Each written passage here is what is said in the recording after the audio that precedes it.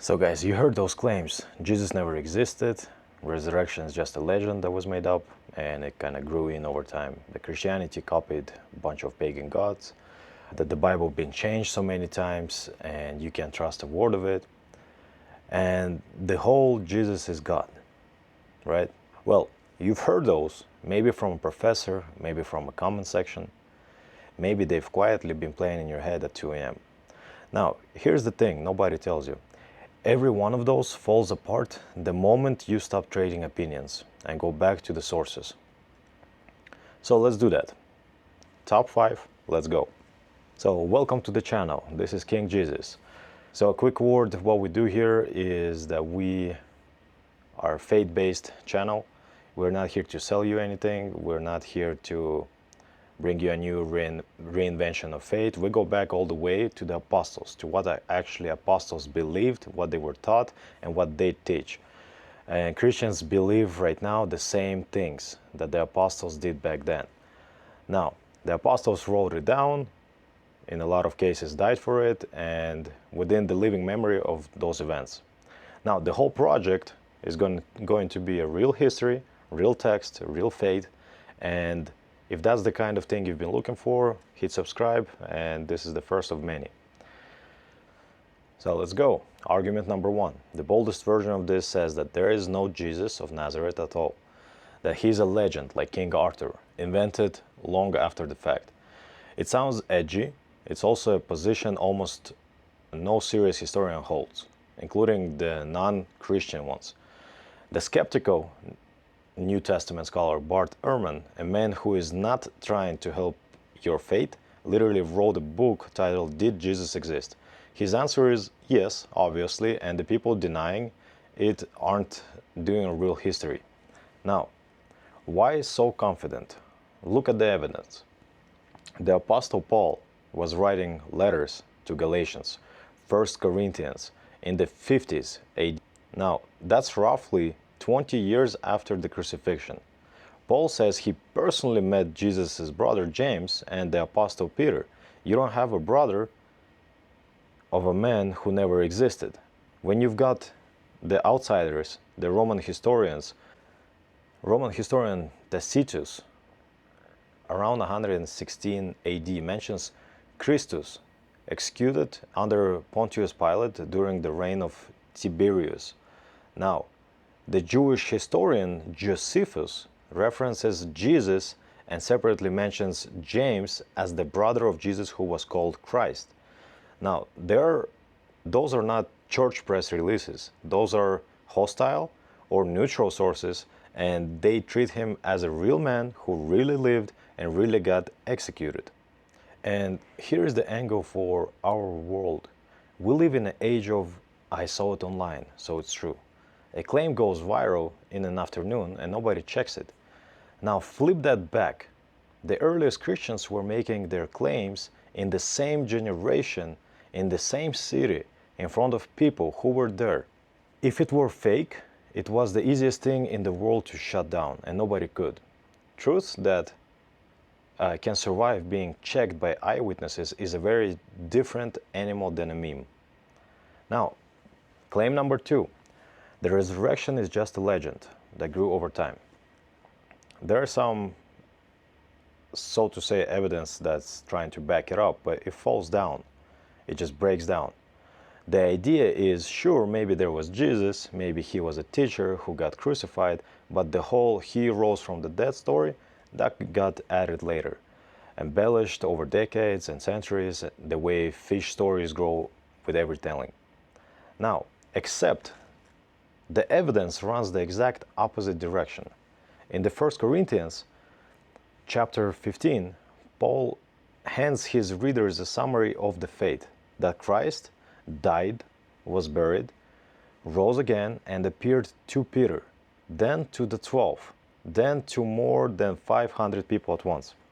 And Paul says, he received this and passed it on. That's the language of repeating a fixed memorized formula. That was already circulating before he ever wrote it down.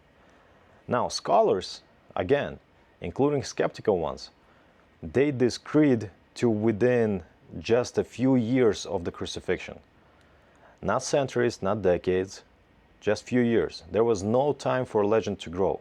This was the message from the very start, naming living eyewitnesses you could go and ask. And then there's what those eyewitnesses did. History records that those men and women faced arrests, beatings, execution rather than take it back. Now, people die for false things all the time if they sincerely believe them, so that alone doesn't prove it. But here's the difference. The disciples were in a position to know. They weren't dying for a doctrine they inherited. They were dying for something they claimed to have seen with their own eyes. You don't suffer and die for resurrection you know you made up.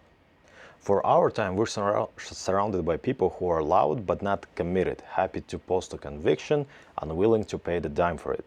The first Christians are the opposite. They put their lives where their words were. When you're deciding what somebody really believes, including yourself, don't listen to the volume. Watch to the cost. Number 3, Christianity just copied pagan gods. Now, there's a claim that Jesus is a copy of Horus, Cyrus. Now, you've seen the graphic. Jesus lined up next to the Egyptian god Horus, or the Persian Mithras, born of a virgin on December 25th, 12 disciples, crucified, rose in 3 days. The claim is that the Christianity is just a remix of the older myths. Now, here's what happened when you check the actual ancient sources instead of the meme. The parallels fall apart. Most of them were simply invented. A lot of those matching details were manufactured by writers in the 1800s and 1900s and have no basis in the real Egyptian or Persian texts. Now, Horus was not born of a virgin on December 25th and crucified with 12 disciples. That's not Egyptology, that's copy-paste. The timing kills it too. Most of the mystery religion material people point to actually comes after Christianity was already spreading, and if anyone was borrowing, the arrow often points the other way. Now, the deeper problem is the setting. The first Christians were Jews, fiercely, stubbornly monotheistic. Those were people who would rather die than blend in a pagan deity. The idea that they've quietly stitched together a savior out of the gods they despised misunderstands everything about who they were.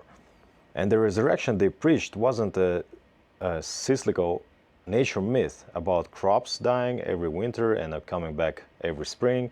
It was a bodily rising of a specific man at a specific time in history, something the pagan myths never actually claimed.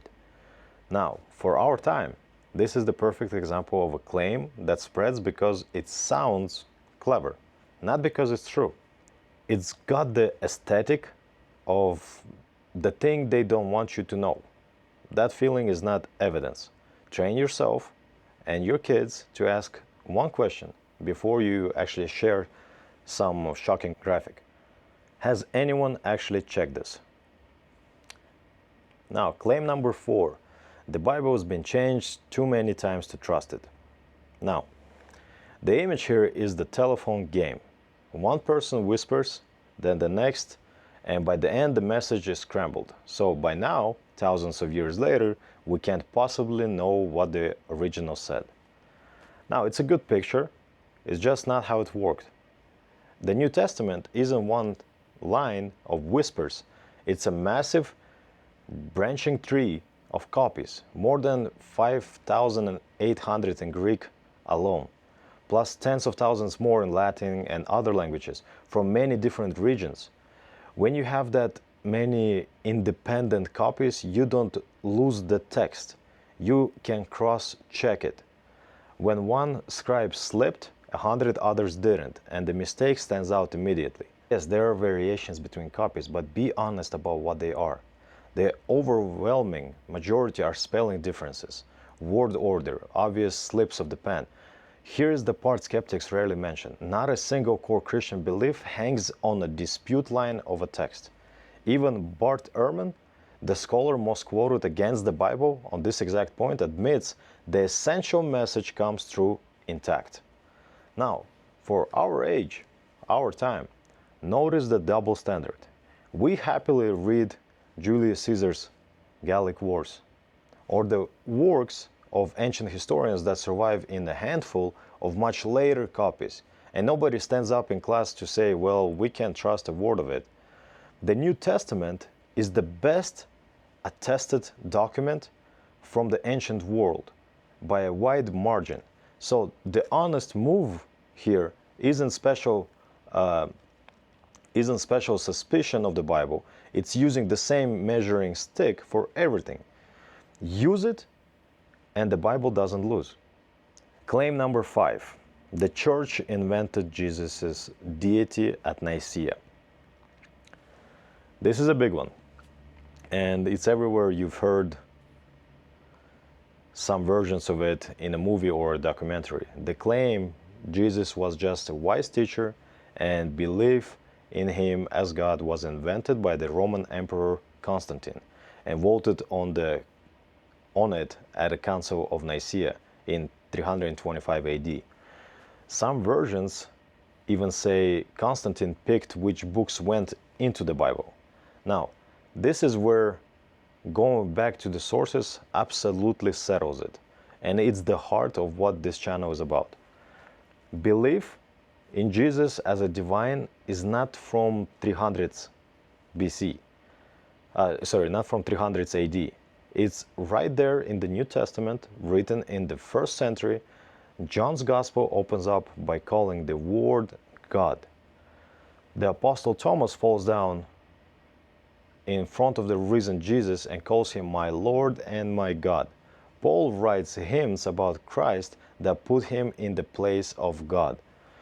And it keeps going. Decades before Constantine was ever born, Ignatius of Antioch, writing around 107 AD, on his way to be executed, flat out calls Jesus our God over and over. Around 112 AD, a Roman governor named Pliny writes to the emperor complaining about those Christians and reports that they gather and sing hymns to Christ as to God. That's a hostile Roman official telling us 200 years early exactly what Christians already believed. So what actually happened at Nicaea? The church wasn't voting on whether Jesus is God. They were hammering out how to say it precisely, because a man named Arius had started teaching that the Son was created being. Nicaea answered that, and the vote wasn't some razor-thin political deal out of around 300 bishops. All but 2 signed. Constantine didn't invent the doctrine, and he didn't handpick the Bible either. That's a separate story that unfolded across the church over time. Now, for our time, we love a conspiracy theory that flatters us. The story where everyone's being fooled and we're the clever ones who see through it. But here's the beauty of this one. The documents are public. They're old, they're translated. You can go and read Ignatius yourself. In an age drowning in confident nonsense, that's the discipline that will save you. Don't repeat the rumors. Go to the sources. So those are the top 5 claims about Christianity or against Christianity. And notice the pattern. Christianity isn't afraid of history. It's rooted in it. Every one of those attacks assumes that the faith is a fragile fairy tale that can't stand up to the hard questions. But the closer you get to the actual evidence, the early letters, the outside sources, the eyewitnesses who wouldn't back down, the stronger it looks, not weaker. The first Christians didn't ask you to close your eyes and believe. They pointed at the real events in real places and said, go check. So keep on checking.